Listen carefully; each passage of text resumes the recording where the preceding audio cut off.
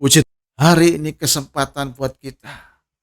Mari kita kembali ke firman Allah. Merasa miskin di hadapan Allah. Miskin, Tuhan aku perlu. Ya Allahku, aku perlu Engkau. Aku tidak mampu. Aku tidak bisa berbuat apa-apa. Dari situlah ada satu pengakuan. Dari mulut kita ada satu pengakuan. Dari hati ini ada satu pengakuan. Ya Tuhanku, Allahku ajaib. Aku percaya Engkau memberikan kekuatan. Engkau yang menopang hidupku. Tanpa kita ini ditopang oleh Allah, kita tidak bisa berbuat apa. Kita akan mengalami satu jalan buntu. Kita akan menemukan satu jalan yang penuh dengan kegelapan.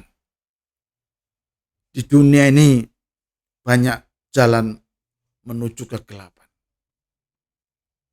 Satu hal, orang yang di dalam nama Yesus, orang yang berseru-seru dalam nama Yesus, Allah yang ajaib, Allah yang kekal, memberikan satu kesempatan yang baru.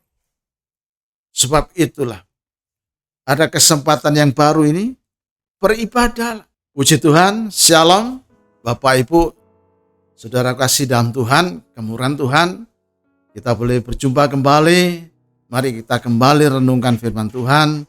Bila firman Tuhan pada kesempatan hari ini membukakan satu rahasia yang besar untuk kita, membukakan satu paradigma yang luas lagi, membuka satu pikiran-pikiran yang lebih indah lagi.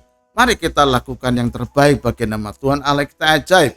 Dengan kita melakukan dengan seiring sekata dengan firman Allah, maka perjalanan hidup ini kita akan menemukan satu sukacita. Sukacita yang dari surga itulah kita bisa memberi. Kita bisa memberi untuk kemuliaan nama Tuhan.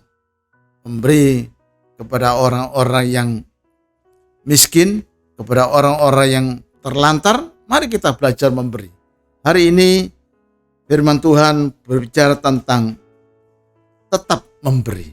Kita akan baca di Alkitab kita di dalam Injil Matius pasal 5 ayat yang ketiga.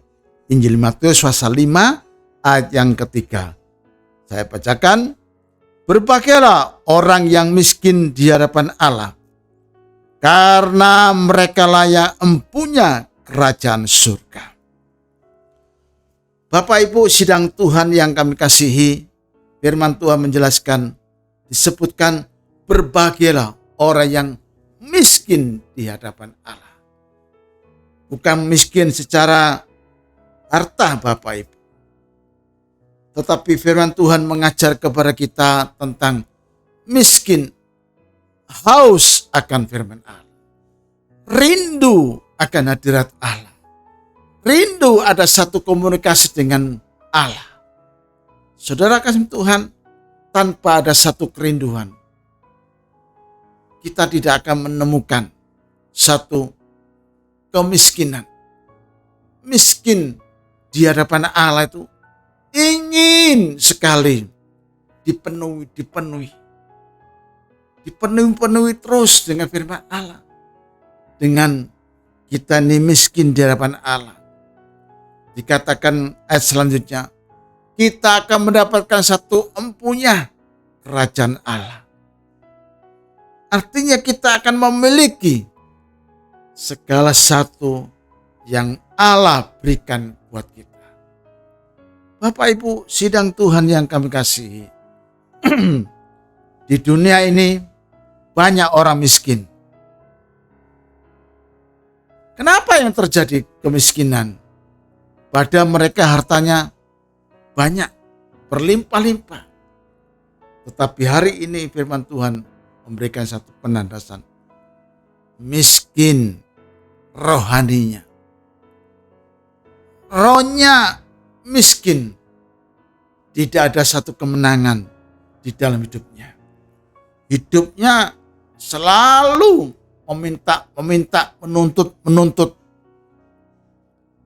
Inginnya menang sendiri. Inginnya menonjol sendiri. Orang lain tidak boleh makan. Yang penting dirinya sendiri. Tidak demikian. Firman Tuhan mengajar kepada kita miskin di hadapan Allah. Biarlah kita berseru, ya Aba, ya Bapa. Di saat kita berseru, ya Aba, ya Bapa, dari situlah pintu-pintu kerajaan surga, empunya kerajaan surga itu terbuka untuk kita. Di mana kerajaan surga itu boleh terbuka,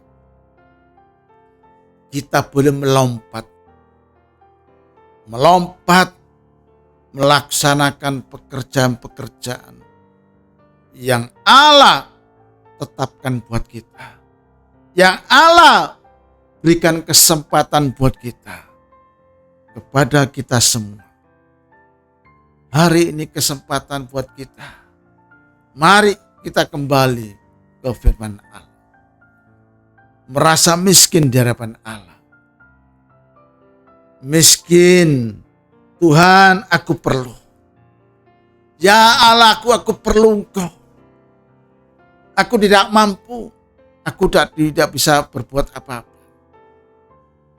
Dari situlah ada satu pengakuan. Dari mulut kita ada satu pengakuan. Dari hati ini ada satu pengakuan. Ya Tuhanku, Allahku ajaib. Aku percaya Engkau memberikan kekuatan. Engkau yang menopang hidupku. Tanpa kita ini ditopang oleh Allah, kita tidak bisa berbuat apa. Kita akan mengalami satu jalan buntu. Kita akan menemukan satu jalan yang penuh dengan kegelapan. Di dunia ini banyak jalan menuju kegelapan. Satu hal, orang yang di dalam nama Yesus, orang yang berseru-seru dalam nama Yesus, Allah yang ajaib, Allah yang kekal, memberikan satu kesempatan yang baru. Sebab itulah ada kesempatan yang baru ini, beribadahlah. Di dalam hidup kita beribadah. Kita tidak melihat merek-merek gereja, tetapi apa yang Tuhan suruh. Apa yang Bapakmu suruh untuk beribadah. Beribadah. Beribadah itu tidak harus di gereja. Ada waktunya kita beribadah di rumah. Ada waktunya kita harus beribadah di gereja. Yang penting membuka hati, miskin di hadapan Allah. Masuk dalam kehendaknya. Masuk dalam rencananya. Dari situlah kita menemukan satu kekuatan-kekuatan yang baru. Di mana kekuatan-kekuatan baru inilah satu modal, satu kesempatan kita untuk menerobos kemustahilan yang selama ini kita tidak ngerti. Yang selama ini kita tidak tahu apa yang harus kita perbuat. Tetapi karya Roh Kudus menolong kita semua. Sehingga kita boleh masuk. Bapak Ibu, kesempatan pada hari ini. Roh Kudus akan menuntun setiap kita. Roh Kudus akan memberikan satu kehidupan yang baru, asa. Semuanya itu dari pribadi kita. Dan kita merasa miskin di hadapan Allah. Dan kita merasa tidak punya apa-apa. Dan dari itulah karya Roh Kudus akan membentangkan satu rahasia yang besar, akan memberikan satu penglihatan mata secara roh, di mana mata secara roh inilah kita memilikinya suatu kesempatan yang indah. Kita lihat contoh, Bapak Ibu. Orang-orang yang diberkati, orang-orang yang dipercaya, meskipun sekitarnya atau tetangganya itu banyak yang menyombongkan diri, bisa memberi ini, bisa memberi itu. Tapi satu hal, orang ini tidak gentar, tidak takut dengan namanya persaingan, tetapi dia percaya bahwa Allah beserta hidupnya. Ada kesempatan yang luar biasa, merasa miskin di hadapan Allah, di mana Allah memberikan waktu yang terbaik. Kita lihat contoh, kita akan baca di dalam Injil Markus pasal yang ke-12, ayat yang ke-41 dan sampai ke-44 ya. Pada suatu kali Yesus duduk menghadap peti persembahan dan memperhatikan bagaimana orang banyak memasukkan uang ke dalam peti itu. Banyak orang kaya memberi jumlah yang besar. Bapak Ibu sidang Tuhan yang kami kasihi, Yesus duduk menghadap peti persembahan, memperhatikan bagaimana cara orang memberi. Dijelaskan ada banyak orang kaya punya kemampuan memberi, dimasukkan ke dalam peti.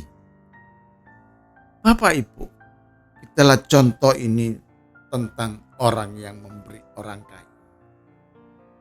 Orang yang kaya ini memberi dengan kemampuannya, dengan celetok bicaranya yang sombong, dengan celetok-celetok yang membuat dirinya merasa bisa.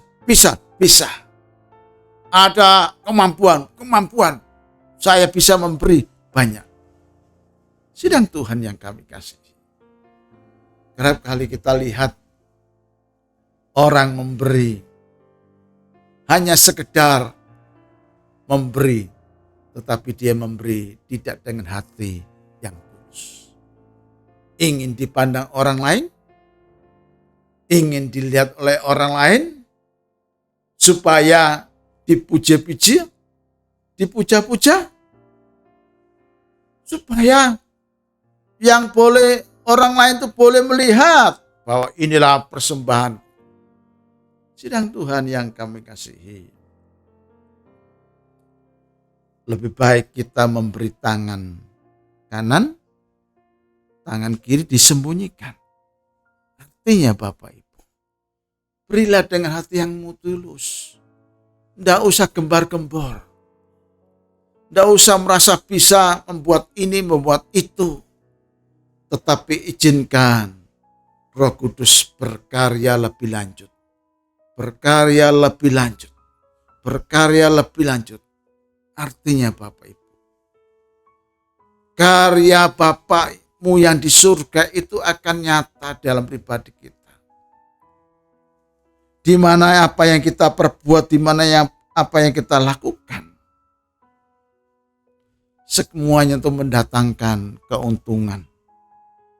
Arti keuntungan ini Bapak Ibu, sekitar kita ini boleh melihat, inilah keajaiban Tuhan. Inilah Tuhan perlihatkan bahwa anak-anaknya, orang-orang yang dikenalnya, yang dilakukannya, apa yang dikerjakannya, mendatangkan keuntungan yang besar. Jangan hidup dalam dunia ini memberi itu untuk persaingan. Jangan kita ini memberi untuk karena dilihat manusia. Selama kita mencari perkenanan di hadapan manusia, maka persembahan itu tidak dikenan di hadapan Allah. Kita koreksi kesempatan terbaik pada hari ini pribadi kita. Janganlah kita ini membuat orang lain cemar. Jangan membuat kita ini berlaku cemar. Janganlah membuat hidup ini tidak berkenan di hadapan Bapa di surga. Melihat ada peti untuk kemuliaan bagi surga. Mari,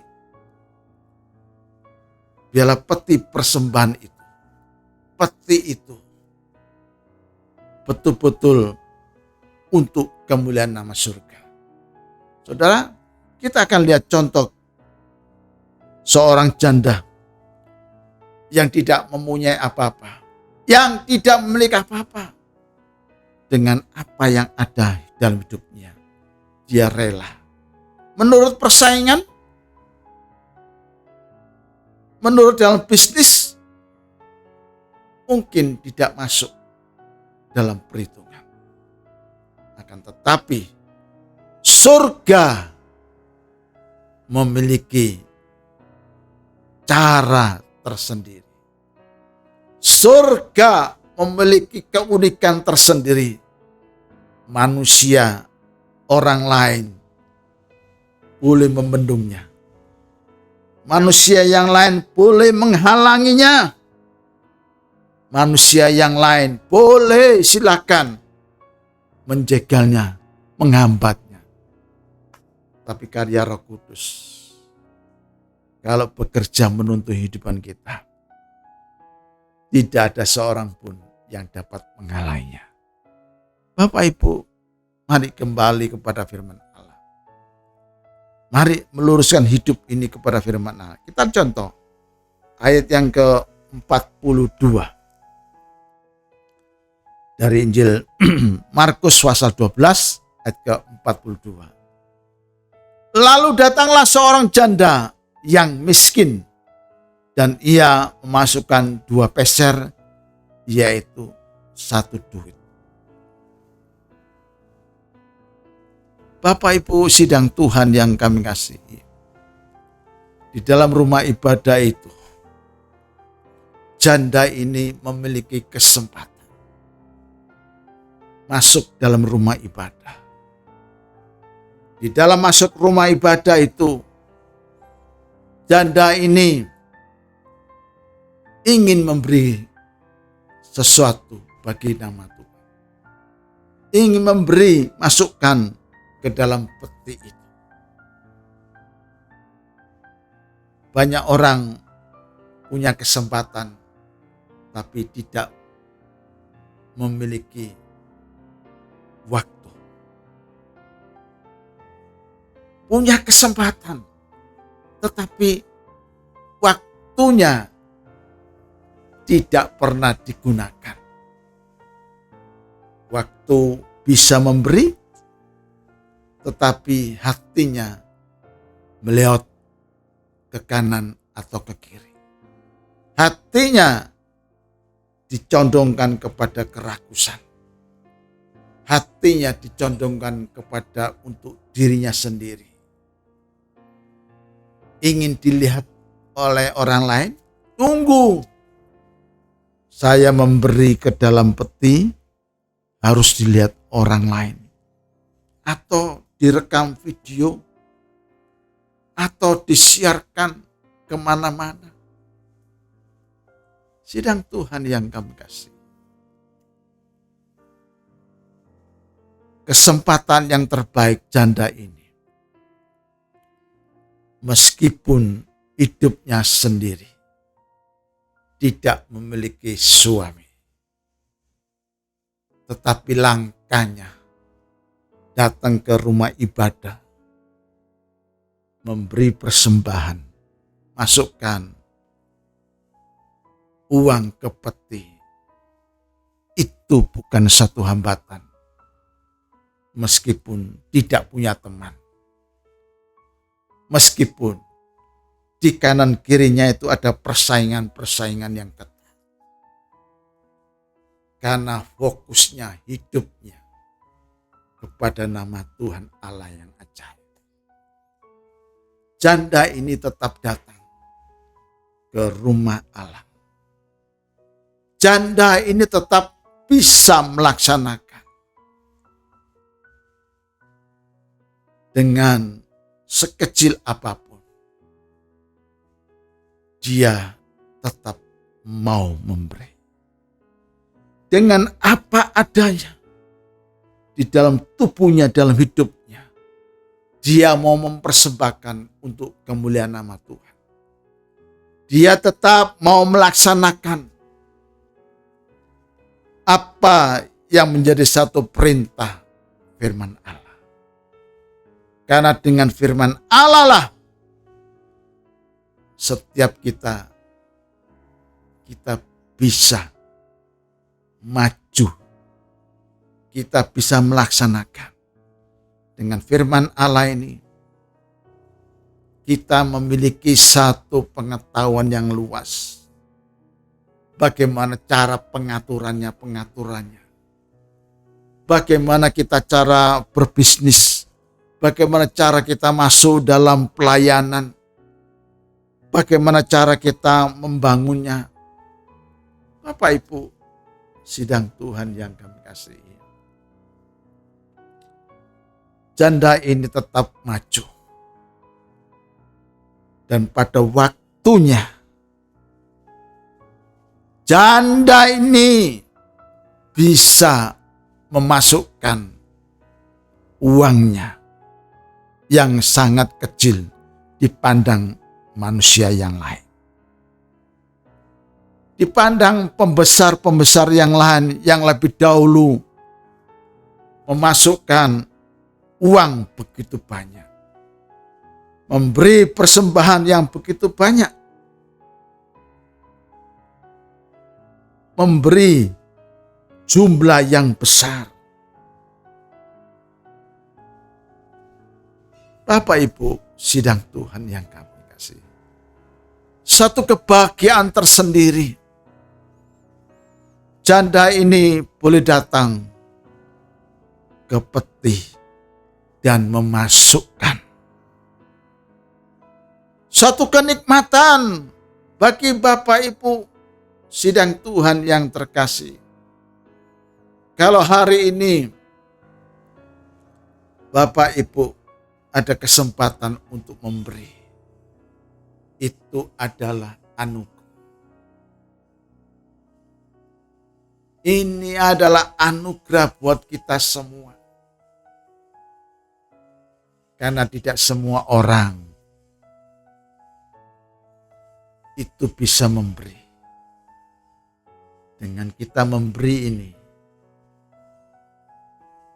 kita boleh mendapatkan satu damai sejahtera. Karena dengan damai sejahtera itulah kekompakan, kesatuan akan terwujud. Mari Bapak Ibu, kesempatan terbaik buat kita untuk memberi, berilah. Berikan waktumu untuk Allahmu. Berikan hidup kita kepada Tuhan Allah kita yang ajaib. Waktunya untuk menyembah, mari kita menyembah. Waktunya untuk jam-jam untuk berdoa, berdoalah. Jangan tertutupi dengan ego kita, jangan tertutupi dengan aduh enggak ada waktu. Aduh pekerjaanku masih banyak. Saudara kasih Tuhan. Kita lihat orang-orang yang masuk di rumah sakit.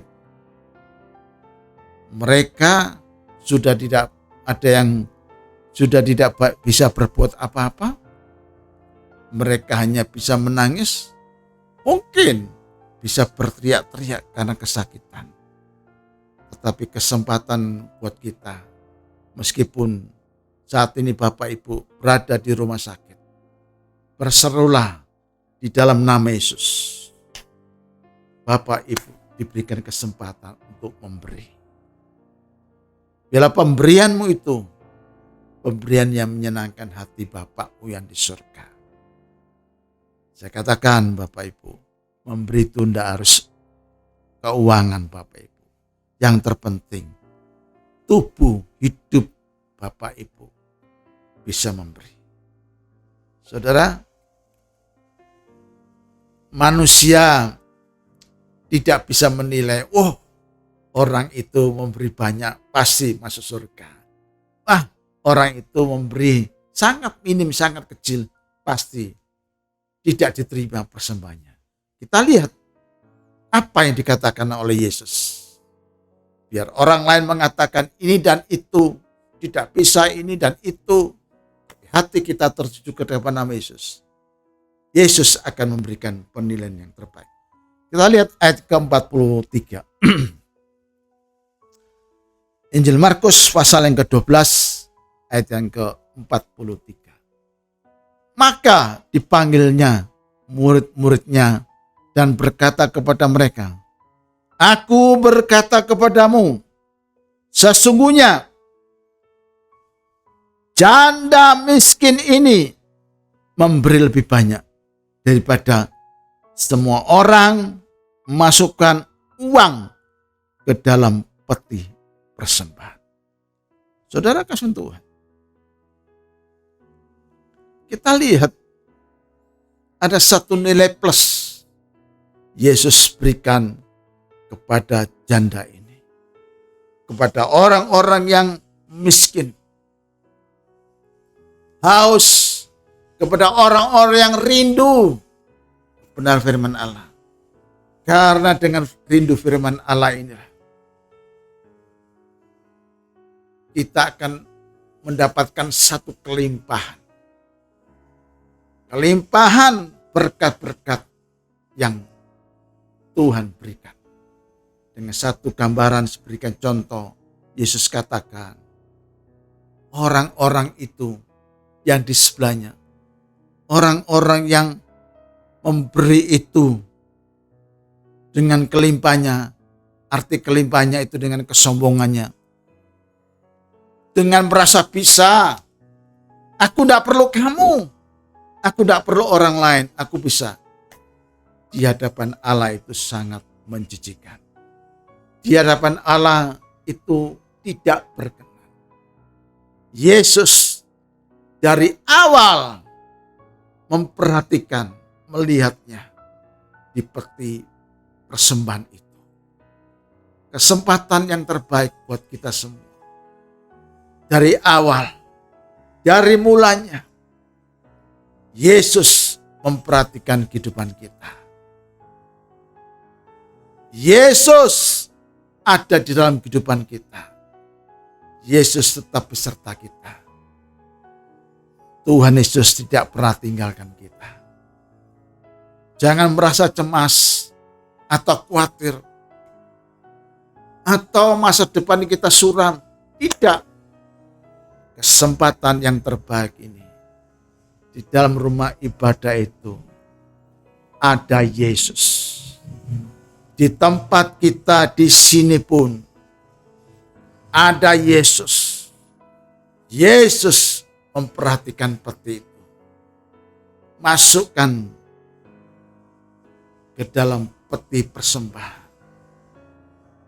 Artinya Bapak Ibu, masuklah dalam hadiratnya. Masuklah dalam kehendaknya. Jangan menoleh ke kanan atau ke kiri. Lihat di peti persembahan itu ada nama Tuhan Yesus. Ada Yesus. Bawa persembahan hidupmu kepada nama Yesus. Maka Tuhan Allah kita ajaib yang menilai. Tuhan Allah kita ajaib kesempatan pada hari ini. Dia memberikan yang terbaik. Sidang Tuhan yang kami kasih. Mari kesempatan yang terbaik ini, akhiri hidup ini melakukan yang terbaik. Jangan mengakhiri hidup ini dengan hal-hal yang cemar atau berbuat seenaknya. Artinya mengakhiri, melakukan dari sekarang yang terbaik bagi nama Tuhan. Sebelum kesempatan itu diambil, sebelum waktu itu diambil.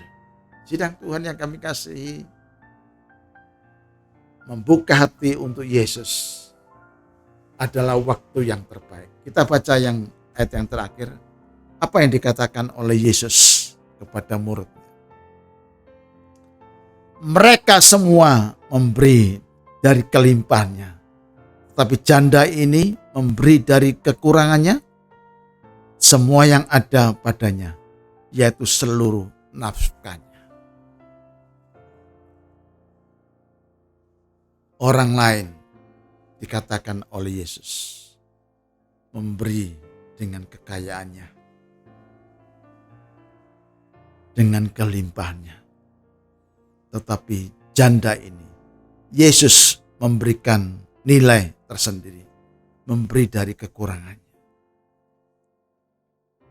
Memberi kekurangannya, Tuhan, aku butuh Engkau. Aku sangat memerlukan Engkau. Waktu yang terbaik buat kita. Ayo kita berpegang kepada tangan Yesus. Selesai dengan pujian. Gandol Gusti, gandol Gusti. Ayo kita gandol Gusti. Gandol Tuhan Allah kita dimanapun kita berada. Baik di jalan, baik di kantor, baik dimanapun kita berada. Melayani Tuhan. Mari melayani Tuhan dengan hati yang tulus. Waktu yang terbaik buat kita, kesempatan buat hari ini. Melakukan yang terbaik bagi nama Tuhan Allah kita. Terpuji nama Tuhan. Saya percaya setiap saudara yang diberikan kesempatan yang terbaik ini, berikan waktumu untuk Tuhan. Kesembuhan itu akan terjadi. Pemulihan itu terjadi. Oleh kuasa bilur-bilur Yesus, kita semua akan disembuhkan. Kita akan disembuhkan. Kita akan disembuhkan. Kita akan dipulihkan. Terima dengan iman di dalam nama Yesus. Kita akan menerima kesembuhan. Dalam nama Yesus. Amin. Hamba selesai berbicara, Roh Kudus tolong kami semua. Kami percaya kuasa firman-Mu memberikan kekuatan buat kehidupan kami. Dalam nama Yesus. Haleluya. Amin.